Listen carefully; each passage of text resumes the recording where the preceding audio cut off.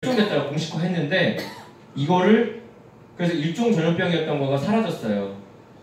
근데 93년도에 전염병 목적에서 완전히 뺐다가 2002년도에 이게 다시 전염병으로 올라오게 됩니다. 그러니까 이게 93년도에 빠졌다는 거는 이 병에 대한 문제의식이 없었다는 얘기인데 다시 2002년도에 이게 올라왔다는 건 천연두가 다시 터질 수 있다는 문제의식이 생긴 거죠. 제가 의사 면허를 딴 게 2006년도인데 의사 시험에 꼭 나오는 게 뭐냐면 1종, 2종, 3종, 4종 전염병 맞추는 거였거든요. 그러니까 요게 1종 전염병인 걸 저 외웠어야 됐다고, 천연두가.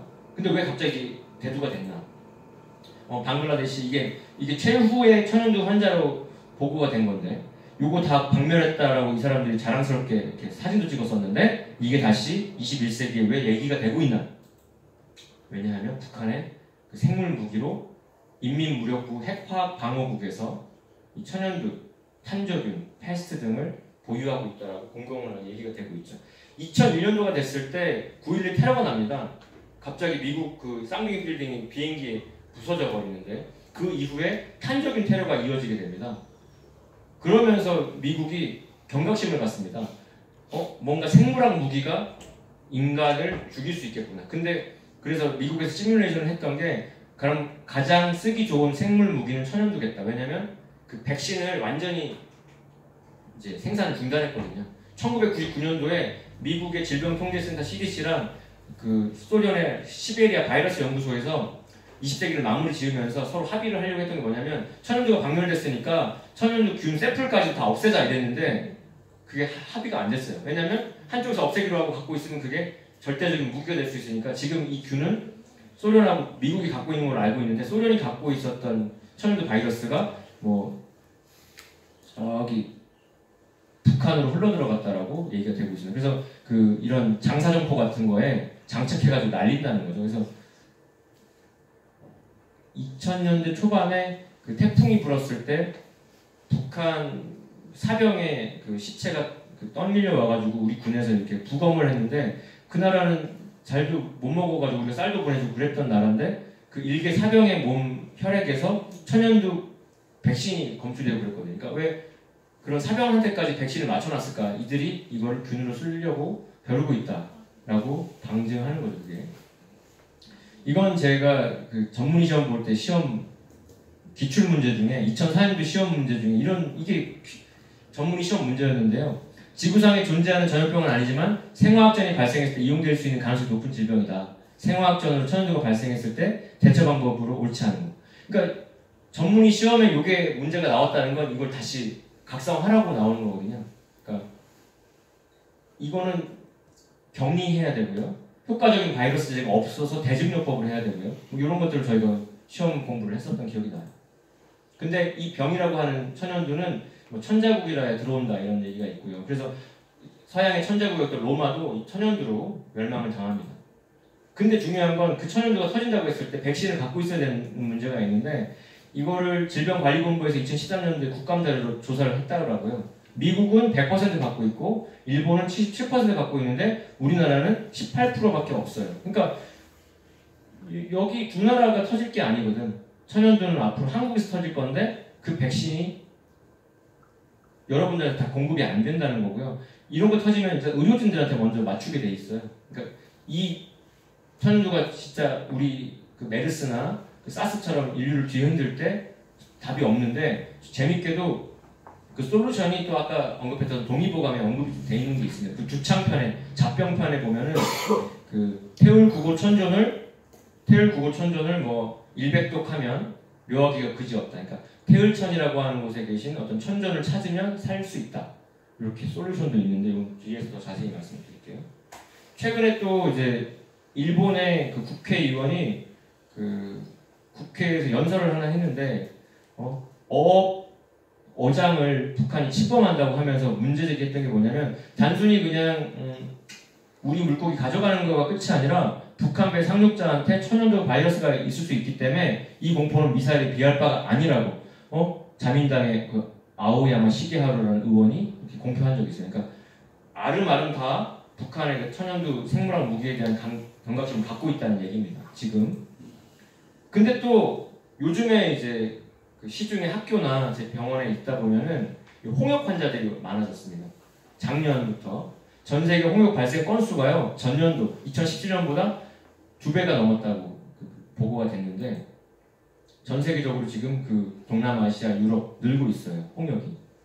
홍역은 이렇게 발진이 일어나는 겁니다. 홍역 때문에 필리핀이 정말 홍역을 앓았는데, 우리가 용어를 쓰잖아요.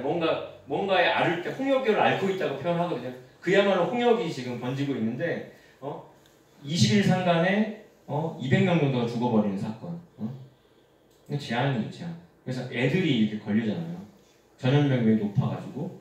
그래서 증상들이 뭐 고열이 있고 결막염, 눈이 빨개지고 입도 허옇게 이렇게 뭐가 구강내 병변이 생기고 발진이 생기는데요. 전통적으로 뭐라고 얘기하냐면요, 홍역을 작은 마누라라고 그러고 시두를 큰 마누라라고 해요. 그러니까 지금 어떤 사건은 절대 한 방에 확 오지 않고요, 그 전에 경각심을 일으키는 예고편들이 먼저 온다는 겁니다. 병겁을 앞세워서 천연두가 터지고, 천연두가 터질 것을 앞세워서 홍역이 터지고 있다는 거죠. 그러니까 이 순서를 밟고 있다는 걸 아셔야 지금 역사의 흐름을 정확히 짚어서 준비할 수 있게 되는 거죠. 그래서 솔루션으로 도전에는 시두의 때를 당하면 태울줄을 읽어야 살 수 있다. 동의보감에 얘기됐던 태울구고 천존이라는 것이 온 우주의 중심 하늘인 태울천의 기운을 받으라는 건데, 그 기운이 박혀있는 만트라가 태울주입니다. 자, 그래서 태울주로 천하 사람을 살린다. 태울주는 수기조장 주문이라고 되어 있는데, 그 고열을 일으키는 그 홍역이나 이런 천연두가 몸에 있는 그 물기운을 다 뽑아내기 때문에 그 얼굴에 발진이 생기고 수포가 생기고 그게 곰보가 되는 거거든요. 그 수기를 저장해주는 메커니즘이 태울주를 통해서 가능하다. 그래서 태울주가 제1의 생명이 되고, 내 생명은 오히려 제2의 생명이라고 할 정도로 이번에는 태울주가 솔루션이 됩니다. 병겁에 있어서도. 근데 전통적으로 고서에도 보면 태울이 모든 인간 역사를 통솔한다라고 구절이 나와 있어요. 그래서 이게 좀 어려운 책인데, 참동계라는 책에 보면은 도성덕취, 잠복의시, 태을내소, 이거중주, 공망창승. 어려운 말인데, 도덕을 성취하고 잠복하여 때를 기다린다. 태을께서 마침내 부르시면 중심의 땅으로 옮겨서 산다. 태을이 부르시면 중심이 된다는 거죠. 공덕이 가득 차면 하늘로 올라간다. 그러니까 태을천이 모든 것을 이루어주는 어떤 센터가 된다는 언급이죠. 그래서 이게 그 태을주의 전체 구절입니다. 이게 흠치 태을천 산원군 흠리치아도레 흠리암미사파, 이 20석자 주문을 줄기차게 외워주시면 몸의 그 모든 병을 막아내는 그 어떤 방패막이 축적되기 시작한다는 거죠. 소리를 내서 읽을수록 백신이 축적되는 거라고 이해하시면 되겠어요. 근데 일본의 또 쿠카이 스님이라는 아주 고승은 훔자이라는 책을 냈는데, 훔 사운드가 법신, 모신, 응신, 화신 모든 진리의 그 압축판이다. 그래서 불교 대사전에 보면은 그 팔만대장경을 한 글자로 압축하면 훔이다 이렇게 얘기가 되고 있습니다. 그러니까 불교 진원 중에, 육자 진원 중에 엄만이 반매음 있잖아요. 우주의 봄, 여름은 씨앗 소리인 옴의 시대였다라면 가을은 훔의 시대다 얘기가 되고 있고요. 인간을 영어로 휴먼이라고 하는데, 그 휴먼의 그 핵심도 훔이거든요. 훔 사운드를 내야 인간이 궁극의 완성을 한다는 얘기예요. 그래서 또 현대인들은 이렇게 증명을 해야지 믿으니까, 그 16살짜리 한 청소년을 이렇게 피를 뽑아가지고 현미경으로 본 거예요. 근데 이게 저는 놀랐어요. 왜냐면 16살짜리인데 혈관에 콜레스테롤이 이렇게 있어. 16살. 그러니까 그 정크푸드 많이 먹고 하니까 이게 어려도 있는 건데, 태울주 수행을 시켜놓고 다시 피를 뽑아서 2시간 뒤에 봤더니 아주 건강하게. 요즘 응급실에 오는 게 다 심근경색, 뇌경색인데 다 이 혈관에 이런 것들이 쌓여가지고 터지는 건데, 수행을 통해서 이게 어떤 큰 돈 안 들이고 좋아졌다는 거. 그리고 일본의 에모토 마사루라고 하는 그 박사님은 물결정 사진을 찍는데요. 그 뭐 바보 이렇게 나쁜 말 쓰고 물결정 찍고 감사합니다 이렇게 하고 했더니 어떤 글자나 어떤 소리에, 좋은 소리나 좋은 글자에는 물결정이 바뀌더라. 이걸 책으로 냈는데, 그래서 물은 답을 알고 있다는 책을 낸 바 있는데, 저희가 태울주 기도하기 전 물, 수돗물을 기도한 후 물하고 비교해서 보냈더니 이렇게 영롱하게. 그래서 그 에모토 마사루 박사님이 자기가 육각수 결정을 그렇게 많이 봤는데 태울주 기도받은 물의 결정이 너무 그중 가장 아름다웠다라고 그 코멘트 달아가지고 저한테 보내왔어요.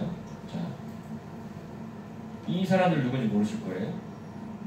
근데 이런 건 들어보셨을까요? 혹시 성당 다니셨거나 뭐 예언에 좀 관심이 있던 분들은 파티마 제3의 예언이라고 있습니다. 이 예언 때문에 한 성직자가 비행기도 이렇게 납치해가지고 교황청에다가 파티마 제3의 비밀을 공표하라 이런 이벤트도 1980년도에 있었는데 그 파티마에 그 성모 마리아가 출연했던 사건이 이 세 아이들이 그걸 목격했는데 2년 전이 그 파티마 예언이 100주년 됐던 해였고요. 그래서 우리나라에도 그 성모가 상이 와가지고 한바탕 이렇게 전국 순회를 한 적이 있고요. 근데 그 파티마 제3의 예언을 처음 읽어본 비오 10세는 너무 무서웠다. 사제들의 시신을 넘고 바티칸을 떠나게 됐다. 그러니까 어떤 병겁 상황을 예언한 거고 그 병겁 상황에서 기존의 성직자들이 무력하다. 이게 예언의 핵심이에요. 그래서 말라키 성인도 교황이 프란체스코로 끝난다. 근데 지금 교황이 그 말라키 성인이 얘기했던 마지막 교황하고 일치가 되고 있죠. 그리고 자기 스스로도 내 임기는 앞으로 길어봤자 5년이다라고 고백한 바 있고요. 근데 이 두 남매, 그 마르토와 히아친타, 프란치스코랑 히아친타가 오래 못 살고 죽어요. 나머지 한 명만 오래 살아가지고 수도원에서 기도하고 있는데 이 두 사람, 이 아이들을 앗아간 병이 뭐였냐면 100년 전에, 딱 100년 전이죠. 1918년, 19년 스페인 독감이라고 하는 스페니시 플루가 스페인을 돌았습니다. 그때 보고서가 이건데요. 이 팬데믹이 대유행병이 50 밀리언 얼마나 많이 죽은 거예요. 자, 그때 지도가 이렇습니다. 1918년도는 제1차 세계대전을 유럽이 전쟁을 치르고 있던 시절인데 이 스페인 독감이 3개월 돌아가지고 전쟁도 같이 끝나버려요. 그리고 재밌는 건 우리들한테는 그 11월 11일이 빼빼로 데이잖아요. 근데 서양 애들한테는 11월 11일이 현충일이에요. 왜냐면 1차 세계대전이 11월 11일 날 끝났거든. 근데 희한하게도 전쟁이 끝나니까 이 스페인 독감이 어떤 특별한 솔루션을 제시한 것도 아닌데 병이 사라지기 시작했어. 어쨌든 이 병들 때문에 전쟁으로 죽은 군인들보다 이 병에 걸려서 죽어가지고 서로 다툼이 끝났다고 얘기가 됩니다. 그 당시 병원의 풍경인데 그 당시 군의관으로 재직했던 사람의 보고서가 이렇게 써 있었어요. 사람들은 그 전염병을 1918년 독감이라 불렀다. 하지만 이 독감은 이전에 나타난 어떤 독감과도 달랐다. 마치 성서에 그 아주 무서운 예언이 실현된 것 같았다. 전염병은 세상이 전쟁을 피폐해져 있을 때 찾아와가지고 몇 달, 딱 석 달 전 세계를 휩쓸었고 전쟁이 끝나자마자 종전했던 11월 11일 이후에 자취를 감췄다. 처음 나타날 때만큼이나 수수께끼처럼 사라졌다. 그러니까 앞서 얘기했던 병난과 병난이 같이 터진다고 했을 때 전쟁과 질병이 같이 그리고 전쟁을 바이러스에 의한 병이 막는 그런 패턴이 동일하게 이어지고 있다고 이해를 하시면 되겠어요. 그 병이 또 우리나라를 침범합니다. 이게 딱 100년 전이잖아요. 김이 독립선언을 했던 1919년에 그 당시에 전 세계 인구가 16억이었고 감염자가 6억이었고 1억이 죽었다고요. 그래서 사망한 자가 한 16%인데 그 당시 우리나라 인구가 1700만인데 14만 명이 죽었어요. 그러니까 1%만 죽은 거죠. 전 세계 통계보다 더 덜 죽었는데 우리가 그 당시에 무슨 보건이나 이런 의료 시스템 구축도 안 돼 있었는데 이렇게 전 세계적인 통계보다 더 사망률이 적었던 것은 그때 너도 나도 그때 태울주를 읽어서 이 스페인 독감으로부터도 이렇게 면역력을 길었던 게 기록이 돼 있습니다. 그래서 그 당시 태울주를 읽었던 단체가 증산도 일변에 해당하는 첫 번째 보청교인데 이제 독립운동 자금도 여기서 다 나갔는데 그 당시 국무성의 보고서에 보면은 600만이 뭐 다른 얘기는 700만까지 그러니까 조선의 인구가 1700만인데 600만이면 3분의 1이 3명 중에 1명은 태울주를 알고 있고 읽었다는 겁니다. 그때 이 태울주의 기적을 체험한 사람들이 너도 나도 상제님 신앙을 했었다는 거. 그래서 도전에는 태울주를 일러서 후천 밥 숟가락이라고까지 얘기합니다. 여러분들 이제 점심 드셔야 되는데 숟가락 없이는 못 먹잖아요. 그 새로운 복을 받아내리는 숟가락이 태울주입니다. 근데 세상에는 또 숟가락에 대해서 얘기가 많죠. 금수저냐 흑수저냐 얘기하는데 그죠? 여러분들은 어느 수저신가요? 태울주. 우리는 황금수저죠. 그러니까 우리 지금 선천에는 이런 개벽이 오기 전까지는요 흑수저는 계속 흑수저여야 되고 금수저는 계속 금수저 갑질을 할 수밖에 없는 세상인데 이번에 다 뒤집어집니다. 뒤집어지고 진짜 후천에 제대로 된 황금수저는 태울주 있는 자들이다. 그래서 태울주의 첫 두 글자가 훔치인데요. 이 훔 사운드가 모든 그 생명과 그걸 머금고 있다고 해서 힐링 사운드 내지는 embracing 사운드라고 합니다. 디팍 초프라라고 하는 아까 앞에서 언급했던 그 뛰어난 학자도 그 암세포에다가 홈 사운드를 때려봤더니 암세포가 터지더라는 거예요. 그래서 가나다라 마바서 모든 사운드를 때려봤는데 오직 홈 사운드만이 암세포를 터쳐가지고 힐링 사운드라고 닉네임을 그 양자 치료법에 써놨거든요. 건강한 세포는 더 건강해지고. 그리고 요 칩자는 뭐 이렇게 우주와 하나 된다는 칩자인데 저는 이 칩자를 어느 날 읽다가 보다가 이거 입구자에 이거 무슨 글자예요? 요거 마늘 자자가 그러니까 태울주는 어떻게 해야 된다? 많이 읽어야 돼요. 글자에 박혀있는 메시지가 많이 읽어야 돼요. 얼마나 많이 읽어야 되냐? 제가 매일같이 이렇게 적는 어떤 사이트도 있어요. 개숙이라고 해가지고 저희 항상 차고 다니는데 저희가 진료실에 이거 차고 있으면 간호사들이 과장님 이거 뭐냐고 꼭 물어봐. 그럼 저희가 주문 읽는다고 말 못하고 좋은 생각 할 때마다 누른다 이렇게 표현하는데 숫자 보면 하루에 좋은 생각 이렇게 많이 하냐고 이렇게 5,000도 이상 하면 그리고 저희 형이에요. 저희 형은 이제 경북대 비뇨기과 교수로 있어서 저도 핸드폰에 그냥 교수님이라고 저장해놨는데 저희 형이 그 2013년도부터 태울주를 읽어가지고 적기 시작해가지고 여기 100만 독 넘었다고 저한테 자랑한 적이 있어요. 최소 100만 독은 넘어야 그 태울주의 도기가 발동되기 시작한다라고 얘기할 정도니까 하루에 많이 열심히 읽어봤자 3,000독 넘기기가 쉽지 않은 게 저희들 현대인들인데 이게 쌓여야 됩니다. 백신은 미리 그 면역력이 있어야 되는 것처럼 그만큼 5년 걸렸다고 했잖아요. 저도 지금 100만 독 가까이 가고 있거든요. 기록을 예전에 안 했다가 이거 보고 나서부터 기록을 더 열심히 하기 시작했어요. 그리고 지금 우리는 무술년지나 기해년이 됐거든요. 그거를 도전해서는 무기천지 한문이다 이렇게 표현했는데 이때부터 격변이 정말 개벽이 코앞에 와 있다는 걸 느낄 수 있다. 이 한문은 톨게이트거든요. 그러니까 저희도 지금 진천 딱 들어오면 진천 톨게이트를 제가 옛날에 덕산 보건지소에서 일할 때는 청주에서 이렇게 빠져나와가지고 저기 톨게이트를 들어와서 이렇게 덕산 지소로 가고 그랬는데 그 톨게이트 들어오면 진천이구나 느꼈던 것처럼 지금 무술년과 기해년 이때부터는 후천으로 들어가는 톨게이트다 이렇게 인식하면 되겠습니다. 앞으로 천하대세를 세상에 가르친다. 그리고 지금은 돈 버는 거에 다 꽂혀 있는데 100년 탐물이 일조진이다. 돈벌이가 하루아침에 다 소진될 수 있다. 얘기가 되고 있죠. 그래서 가을 개벽이 임박했음을 알리는 시간대가 지금이고요. 지금은 생존 자체가 삶의 목적이 되는 생존이 곧 성공이 될 수 있는 시간대다. 얘기가 되고 있습니다. 그래서 지금 이 시간대에 대한 개념을 좀 잡기 위해서 보여드리는 건데 아까 11월 11일이 그 서양에서는 현충이라고 했는데 우리는 빼빼로데이지 않습니까? 이거 그 가래떡하고 고기로 빼빼로 만든 건데 이 빼빼로데이라는 게 그 여고생들이 만들었대요. 여고생들이 다이어트 하자고 해서 만들어진 건데 빼빼로를 만드는 롯데 제과가 1년에 그 900억인가를 번대요. 이 빼빼로로. 근데 매출의 절반은 언제? 11월 10일과 11월 11일. 단 이틀 동안 900억 버는데 500억을 이틀에 버는 거죠.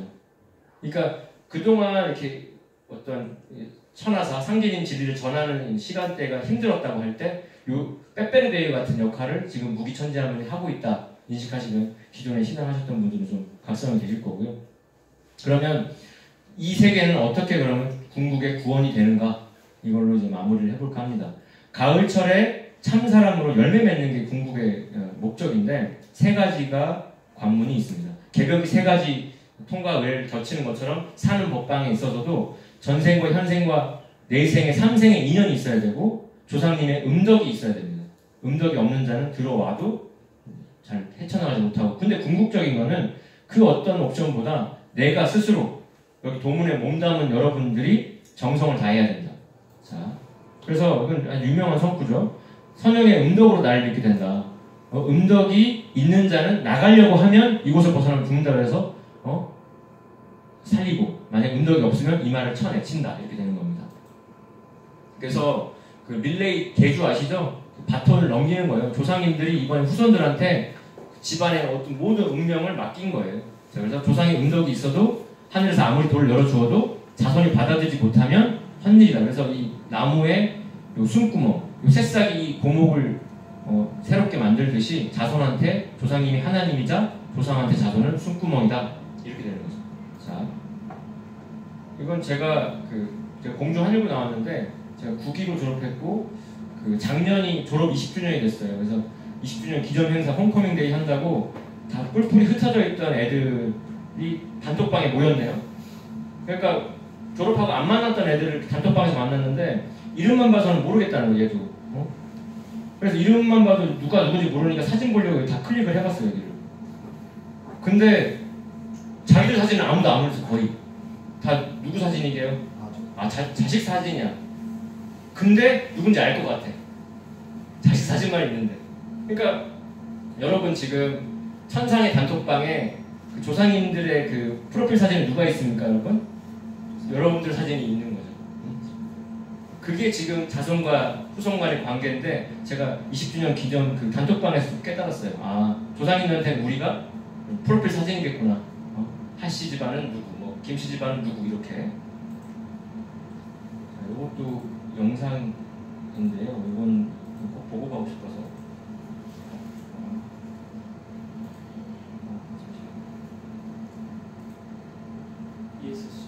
ESC 해볼게요. 자, 동영상 플레이를 한번 해볼게요.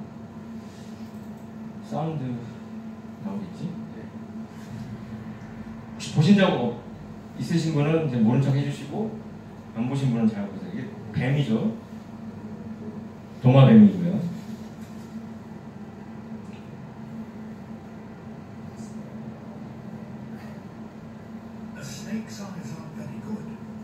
뱀은 눈이 안 좋아서 움직임을 소리로 감지한다는 거죠.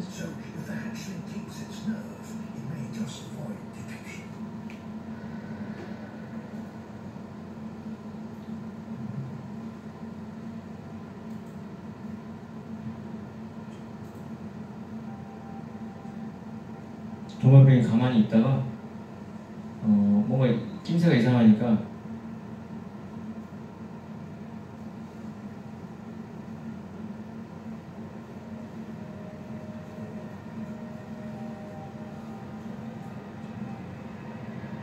뜁니다 이제.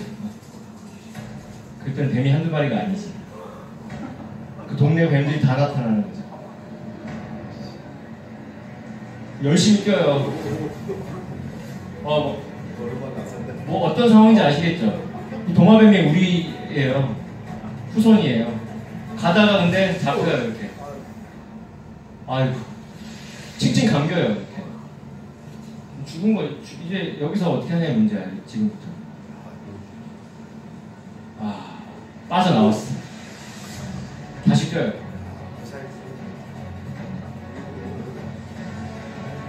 왜 동네 뱀이 이렇게 많아? 열심히 뛰어 열심히. 와 어마어마하죠.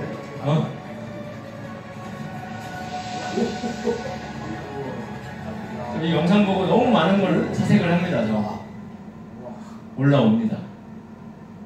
왔냐? 여러분들 보실 때 저랑 똑같은 생각을 하셨을 겁니다. 이번에 개벽기에 후천으로 넘어간다는 사건은 도마뱀이 이 숱한 뱀을 극복하고 넘어가는 건데 마지막 순간까지도 칭칭 감고 하는 거예요.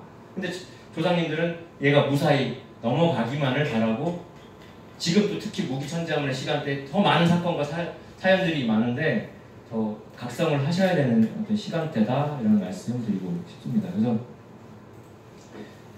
자 이거 같이 한번 읽어볼게요. 천지 무일월 공각이요 일월 무지인 허령이다. 하늘과 땅은 일월이 없으면 빈 껍데기죠. 그리고 일월이라고 하는 것은 지인이 없으면 진리를 아는 지극한 인간이 없으면 빈 그림자입니다. 그 무대가 있어도 조명이 없으면 깜깜한 거고 조명이 켜졌다 해도 그 무대의 주인공인 배우가 없으면 아무 의미가 없지 않습니까? 여러분들이 이번에 인류 역사의 진짜 주인공들인데 이거 어떤 제가 전시장을 갔어요. 정리를 이렇게 하는 사람이 있나 봐요. 와, 좀 대단하죠? 근데 여기 뭐가 하나 비어 있잖아요, 이렇게 테트리스처럼. 그래서 제가 여기를 들어가 봤어요. 인간의 역할이라는 게 뭐냐면 이번에 요 빈틈 다 하늘과 땅이 다 개벽을 하고 다 공사를 보셨고요. 마지막에 요 자리를 채워주는 게 인간의 역할입니다. 이게 지인입니다. 지인. 이해되시죠? 우리 역할. 그래서 이번에 주인공은 누구다? 우리다. 여러분들이다. 자, 근데 이것도 이렇게 영상도 이렇게 강의하면 이렇게 방해를 하셔서 이번에 우리가 하는 일을 상대님께서는 천지공사 뿌리장사다 이렇게 말씀하셨습니다. 진리를 뿌리는 장사입니다. 그리고 우리가 진리의 뿌리를 드러내는 건데 상대님의 도를 이렇게 진리로 전한다는 것이 지상의 한 인간에게만 진리 전하는 게 아니라는 거죠. 그 단톡방 아까 보셨잖아요. 조상님들은 우리만을 그렇게 자신들의 그 대변자, 그래서 그 사람의 자손 만대와 조상 선영이 그 한 자손에게 여기 계신, 그러니까 여기 있는 분들이 일당 100만이지 그 살 길을 열어주는 거기 때문에 그 진리로 사람 살려주는 그 의통성업의 천지공사 뿌리장사는 그 어떤 공덕보다 위대한 일이에요. 세상에 봉사도 많이 하는 사람도 있겠지만 이 개벽기에는 진리로 사람 살리는 것만한 공덕이 없다. 그래서 의통은 통일인데 결국 그 에모토 마사루 박사님이 책을 하나 또 냈어요. 그래서 그 새로운 책을 제가 뒤적보다 보니까 남북통일이라는 글자를 넣었더니 물두 결정이 합쳐지더라는 거죠. 이번에 의통이라고 하는 것이 분열됐던 두 개가 하나로 합쳐지는 거거든요. 남북이 이번에 하나로 합쳐지는 건데 물결정 이렇게 하나로 엉기는 거 보고 제가 좀 소름이 끼쳤습니다. 이번에 분열됐던 의식을 이렇게 하나로 모으시는 시간대로 들어가야 된다. 그럼 증산들은 무엇인가 이거죠. 저는 뭐 여러 가지 정의를 하지만 산도다 이렇게 얘기합니다. 산도. 여자분들은 아시죠? 이게 애 낳는 길. 선천의 뱃속에서 후천 인간을 낳아야 되는 겁니다. 진리로. 그 산도입니다.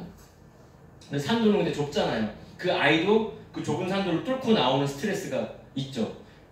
아이 엄마가 애 낳을 때 고통이 1이라면 그 통과하는 사람들은 10이라고 할 정도로 그 고통을 받게 되는데 그 통과하는 과정에서 몇 년도 다 길러진대요. 그냥 제왕절개로 그냥 빠져나오는 것보다.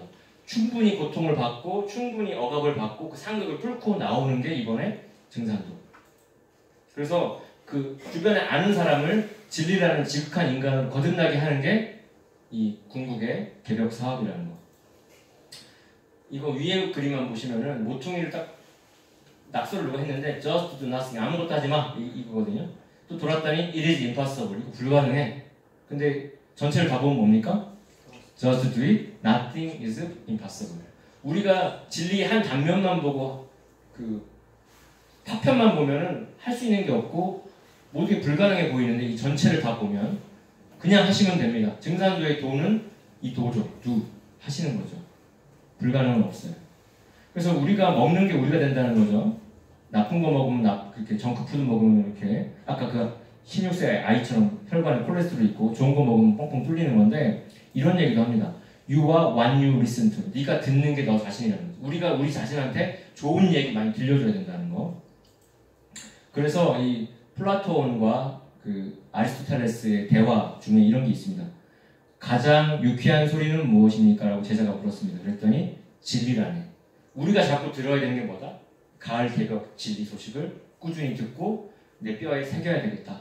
그래서 이번에 후천의 신인간으로 그 산도를 통과하려면 정기관리와 함께 참마음을 가져야 되는데 참마음이라고 하는 것은 진리의식으로 충만된 마음입니다. 상제님 진리의식으로 충만해야만이 후천 성격의 문턱으로 넘어서 지복을 누릴 수 있다 얘기가 되고 있습니다. 박노의 시인 아실 건데요. 다시라는 시가 있어요. 요거 시 한번 같이 읽어볼게요. 희망찬 사람은 그 자신이 희망이다. 길 찾는 사람은 그 자신이 새 길이다. 참 좋은 사람은 그 자신이 이미 좋은 세상이다. 사람 속에 들어있다. 사람에서 시작된다. 다시 사람이 희망이다. 그러니까 여기 참 좋으신 분들이 이미 후천인 겁니다. 우리가. 그래서 우리가 득의지추다 이렇게 말씀하셨잖아요. 우리가 이미 뜻을 얻은 가을이란 말이에요. 살아있는 가을. 천존과 지존보다 인존이 큰 시대. 원래 인문학할 때 문자도 사람 몸의 이 무늬를 말하는 건데 우리가 이번에 역사적인 무늬를 세상에 남겨야 되겠습니다. 그래서 상계님 진리를 세상에 전해서 사람 열매를 맺게 하는 것이 우주가 도덕에 흘러온 우주 역사의 최종 결론이라는 사실이죠.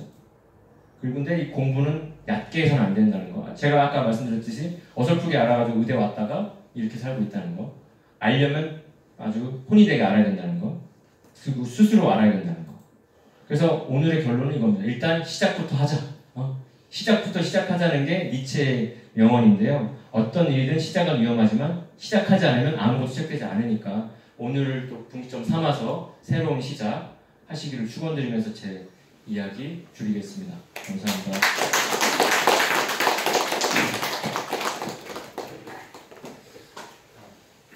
네, 오늘 강의 유익하셨죠? 네. 저도